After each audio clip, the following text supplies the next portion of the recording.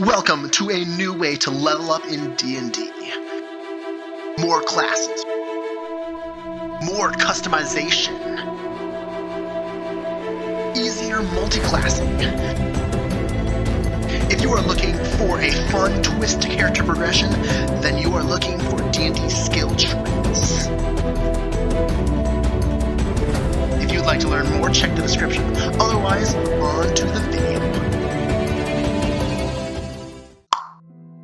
Hello everyone, and welcome back to another DST video. We're going to be checking out the Magician today. The Magician won the vote, which you can of course participate in if you join my Discord linked in the description.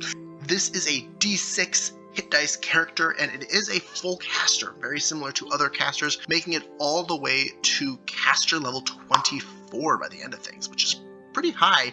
It gets all the way to 9th level spells, which is nice.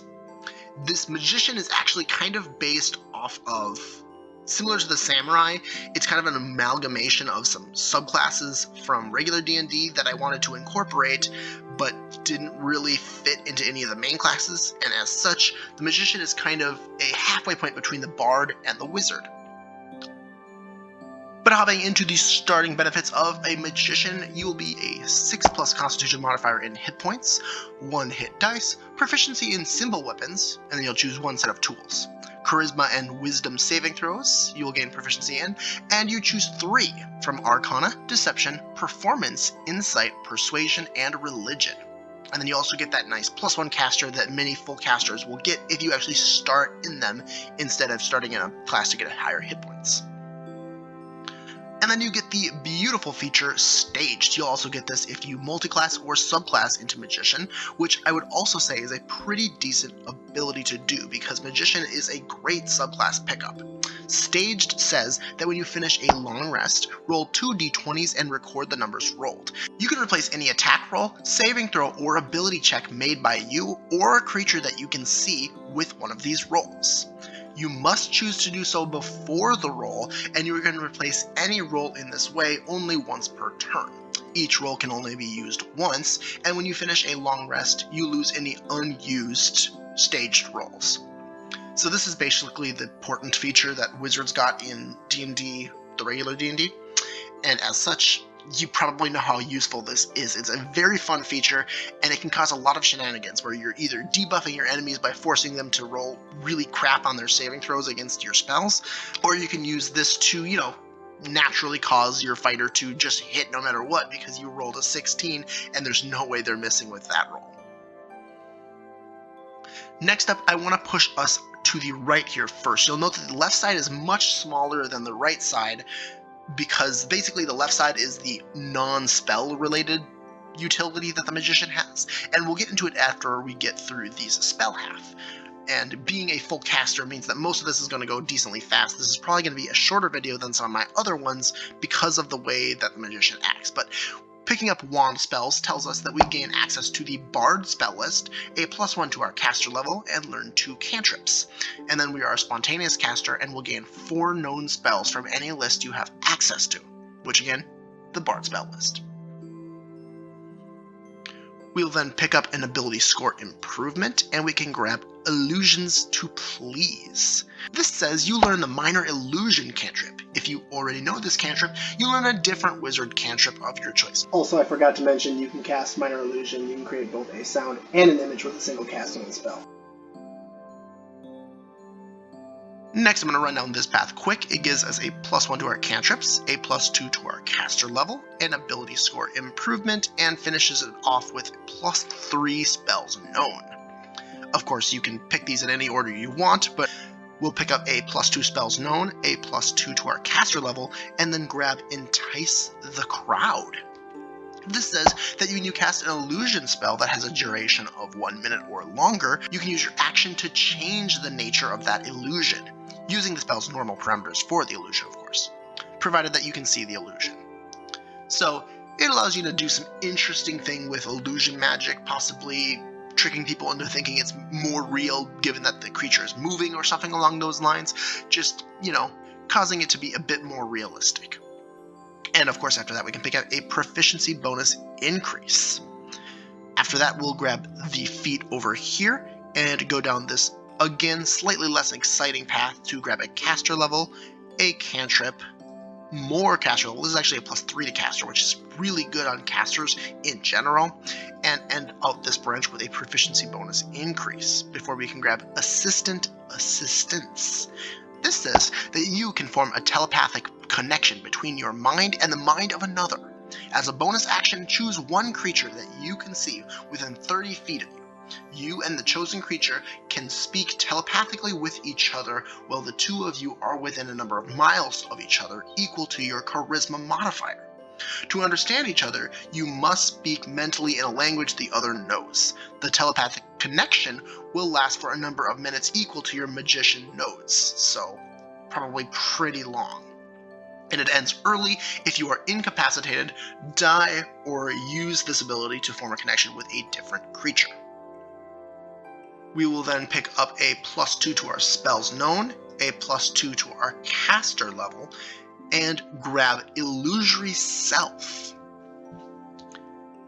This says that you can create an illusory duplicate of yourself as an instant, almost instinctual reaction to danger. When a creature makes an attack roll against you, you can use your reaction to interpose the illusory duplicate between the attacker and yourself. The attack automatically misses you, and the illusion dissipates. Then once you use this feature, you can't use it again until you finish a short or long rest.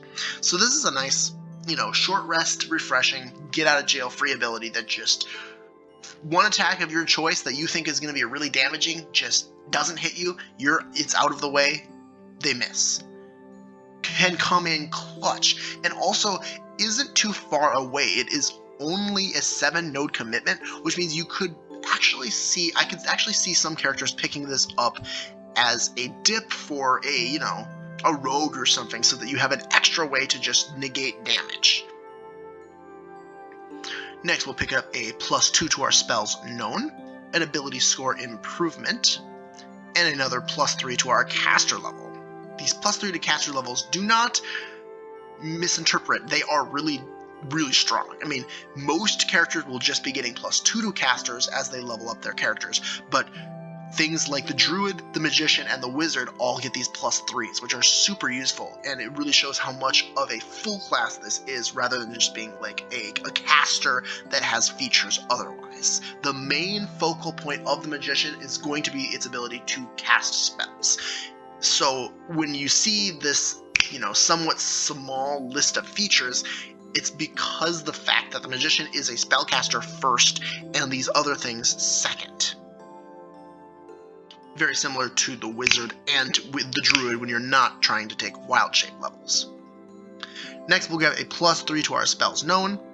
We will pick up another feat and another +3 to our caster levels, along with a proficiency bonus increase over here, and a final feature of this right half, the Misdirect Blame node. It says that whenever a charm you place on a creature ends, the creature will not know that they were charmed by you. And if you expend a 3rd level spell slot or higher, the creature will not have any memory of what occurred while charmed, which can come in super handy if you're really going for that, charm creatures and all these separate things. Mass suggestion can be super cool by this, except you'll probably have to be expending a lot of spell slots, because you expend a 3rd level spell slot or higher, the creature will not have any memory, which means that if you've charmed multiple creatures, you'll have to do one of those for each creature. You do get to caster level 24, which means you'll have a decent chunk of spell slots available to you for all this to get done. And if you need more, right afterwards is a +3 to our caster level to help that out even further. But we'll start it out with Mystical Magic Deck. This says that you have a deck of mystical magical cards. You'll have a number of cards that you may draw from this deck per short rest, equal to your charisma modifier. Again, that's going to be your spell stat most likely, so you'll probably get about 5 per day, unless you can find a way to get your charisma to a +6. Whenever you or a creature you can see within 60 feet roll a dice for any reason, except for rolling the effects of a card, you can roll a d8 and add its effects to that roll, if they can be added. Below is a list of effects that can occur based off the card you draw. So if you roll an 8, you'll have drawn the Sun card, and this, when added to a roll will gain you temporary hit points equal to the roll made by the draw of this card. And these will last for 1 hour. So if you add this card to a huge roll that your, paladin made on a smite, you'll get a ton of temporary hit points. But if you add this to just a regular d20 roll, it's probably going to be somewhere around 16 or 10 temporary hit points, depending on the bonuses that are being added. If you roll a 7 on your card draw, you'll get the Crescent card. This, when you add this card to a roll, will gain a +3 to the roll, and if it was an attack roll, it'll also get a +3 to the damage. So a nice boost if you put this on one of your, attacks or the attack of one of your allies. If you roll a 6, it'll be the Cart card, and when you add this card to a roll, you and up to your proficiency bonus creatures of your choice gain a +10 to their movement speed for 1 hour. 5 will be the Wanderer, and when you add this card to a d20 roll, instead roll 2d12, causing you to have a more likely chance to get just a higher roll. Although this would negate the ability to crit on this, so probably not as effective on an attack roll, but on an ability check, this would be huge, or a saving throw for that matter. 4 will be the Pastor, and when you add this card to a roll, you can choose to re-roll one of the dice of your choice. For example, if you're rolling damage, you could re-roll one of the lower numbers, or if you had advantage, you could re-roll the lower result. So this comes in handy for a few different occasions, but again, it might be a little difficult to use this because of the random nature of the card draw, although there will be a way to fix that later. But continuing on, we've got 3, which is Ball, and when you add this to a roll, add a d6 to the roll's total. 2 is Death. This is the first negative one that says when you add this card to a roll, a creature having made that roll takes damage equal to 2 times your nodes in Magician necrotic damage. That's a lot of damage, especially if you're pretty far into the Magician like we are right now. But notably, you don't know when this is going to come up, so unless you're planning on just throwing all of your effects onto enemy creatures and hoping that you only get the ones that give buffs occasionally. For example, the Wanderer is actually pretty good to just be buffing attack rolls of monsters because it does negate any natural 20s, even if it does give them a buff to the oftenity of their hits. But then again, when you roll a 2, that's a lot of damage and could come in clutch. And finally, number 1 is Foolish. When you add this card to a roll, all dice associated with it are considered to have rolled a 1. So this can come in super handy to negate a ton of damage off of something like a crit or any type of Dragon's Breath or Fireball that your party is getting cast on you. You add Foolish to the dice roll of damage on a Fireball, and all of them will have rolled a 1. It'll do minimum damage, which could be super useful, but the randomness nature of this can make it really difficult to use. But we do have a way to fix that later on in the class, so just hold up for now as we grab an ability score improvement and pick up Expanding Act before we go the way towards stacking the deck. This says that you get a +1 to your caster level, and you'll gain access to the wizard spell list. So again, like I said earlier, this is how you have access to both the wizard and the bard spell list on the magician, which is super nice, and actually I'd recommend picking this up before grabbing a ton of the, +3 spells known and +2 spells known features, because otherwise you're not going to be able to pick up all those wizard spells that you just got access to. Unless, of course, you're multi-classing and have more plus known spells or plus prepared spells. We can then pick up a +1 to our cantrips. In the end, this character actually gets 5 cantrips on their own, which is a lot bigger than some other casters, which only get around 3 to 4. So pretty nice overall magician cantrip capabilities as far as, spreading them out. And of course, if you're subclassing with another full caster, you'll have even more. But then we can finally pick up stacking the deck. And this is how you can use those, 2 and 1 rolls against your enemies for more power. This says that you can proficiency bonus times per day, which if your proficiency bonus is around 3 to 4 at this point, you're definitely going to be able to do this on almost every single time you draw a card from your deck. but it says you can choose to draw 2 mystical magic cards instead of 1 when adding your cards to any given roll. And then you may use both effects or choose to only use 1. So now, if you are, buffing your teammate and you accidentally roll Foolish, well, you've actually rolled Foolish and Cart, and then you're like, okay, well, I'll just use Cart instead of Foolish. If you're doing it against an enemy and you roll Sun and Wanderer, you're like, well, I can actually pick both because the Wanderer could negate a natural 20 roll and Sun gives me temporary hit points. But if you're worried that the attack roll might actually be damaging, just pick Sun, give yourself the temporary hit points, and continue on with your day. But if you go ahead and buff one of your teammates' roll and you get like Crescent and Pastor, well, now you can use both of them on your teammate because they're both beneficial to that attack roll. It can just make your effects of Mystical Magic deck a little bit more effective and less random because you get a choice in the matter. Next, we'll pick up a feat, and an offshoot here is Focused Gambling. Now, this might be useful or not useful depending on what you want to be rolling with your Mystical Magical deck. It says that your card dice goes up to a D10, and you can select up to the 4 of the following options to add or replace cards in your deck. So basically, you have 8 right now, and you get to add up to 4 more, but you can only add up to 2 more before having to replace other ones.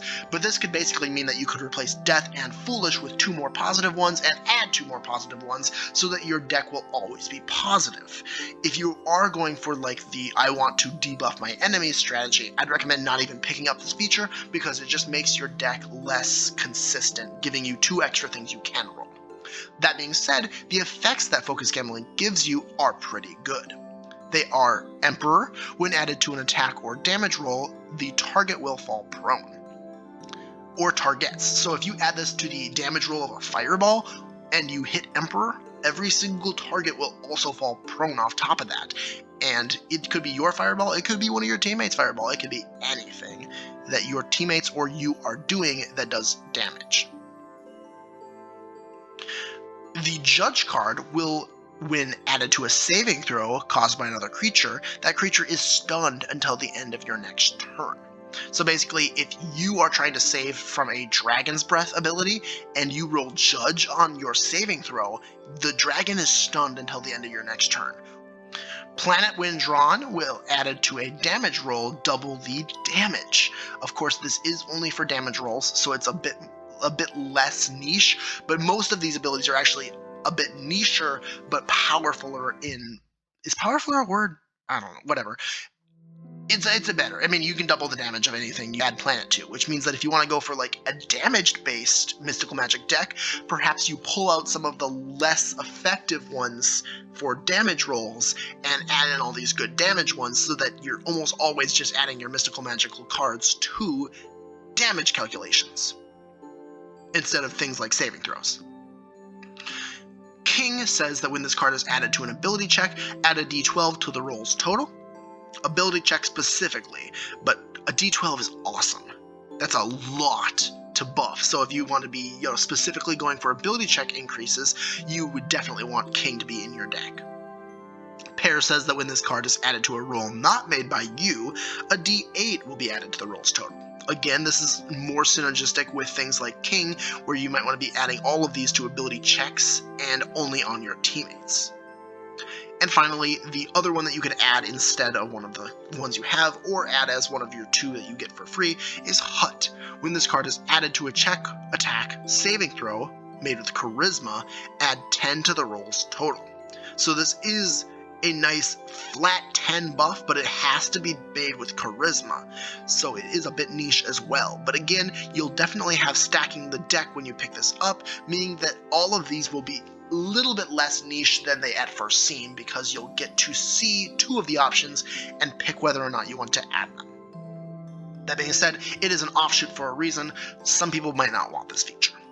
But one thing you will want is this proficiency bonus increase, and the final feature that I'll be going over for the Magician, Prepped Stage. This beautiful feature says that when you use Staged, which again, that's basically Portent, you can see the roll before deciding to use Staged. Super nice, an enemy that's attacking you crits and one of your rolls was like an 11.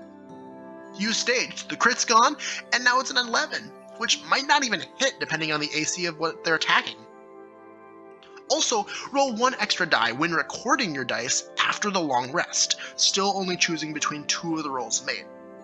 This can make you a little bit more effective because you roll 2d20s and you get, a 9 and an 8, and you're like, well, this is kind of a boring one. But now you roll 3, you roll a 9, an 8, and a 20, and you're like, well, I'll be taking that 20 and that 8. And now you debuff one of your enemies with the 8, and you make your paladin or your magus crit when they roll a 1. Because, of course, you can see the roll before deciding to use staged now. A super fun feature, only an 8-node commitment, which means that if you just want to grab, staged, prepped stage, and leave the magician in the background to go for, like, a really efficient crit fisher build with some, fighter levels, barbarian levels to get that crit on a 19, and other classes that can benefit from getting crits, that's a fun ability.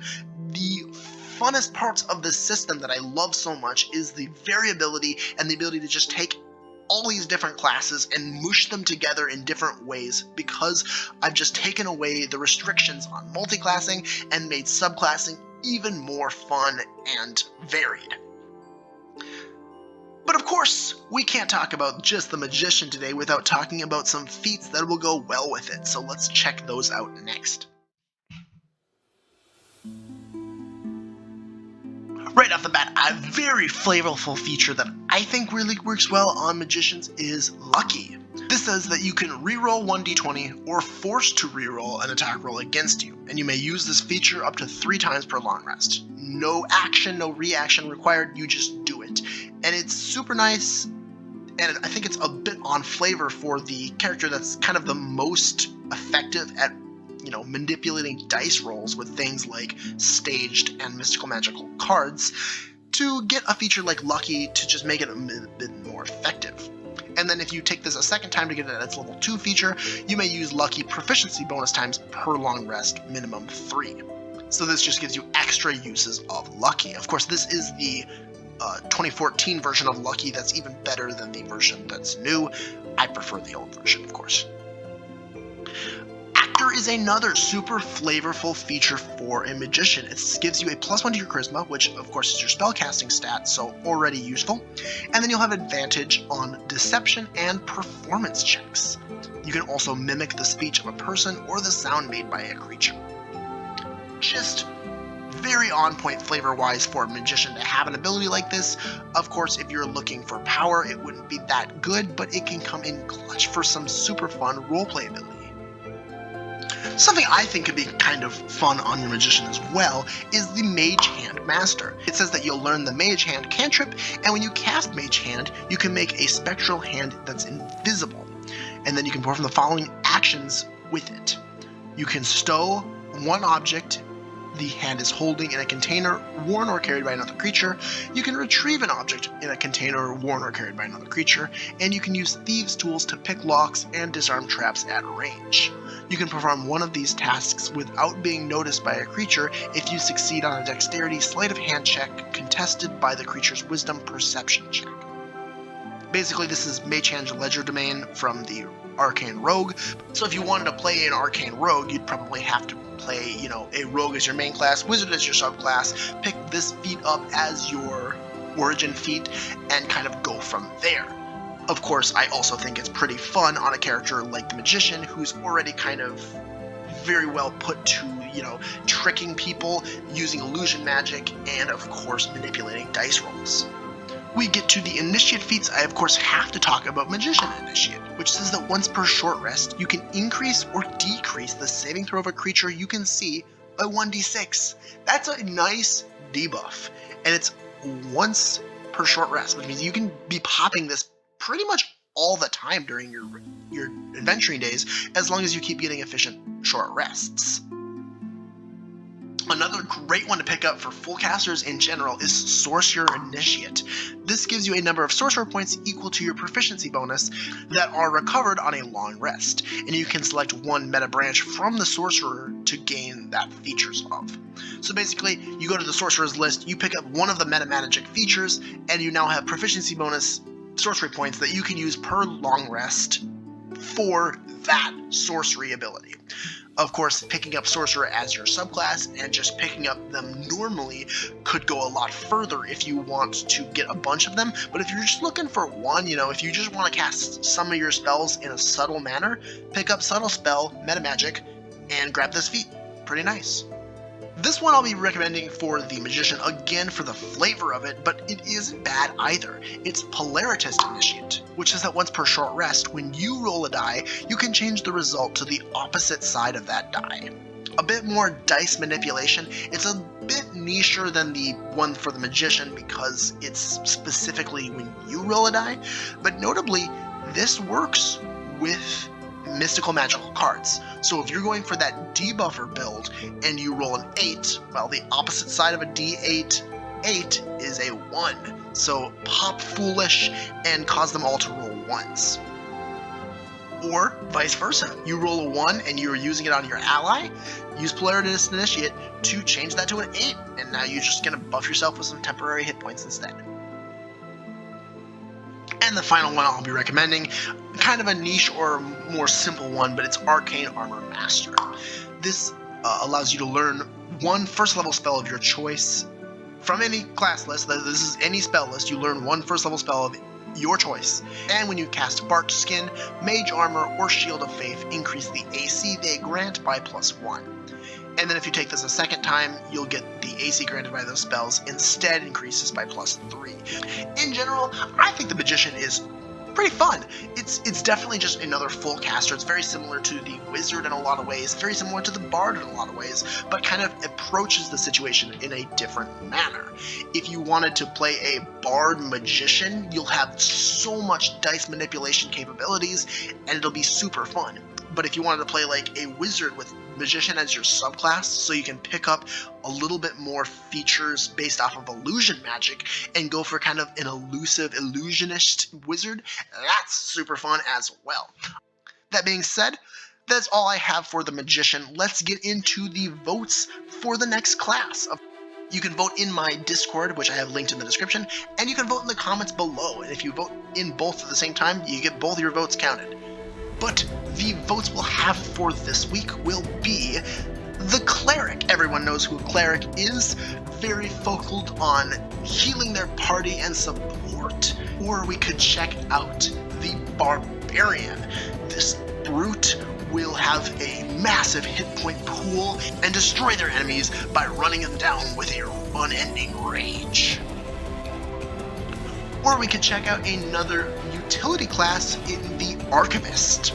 The Archivist basically says, hey, do you want contingency to be your main class feature?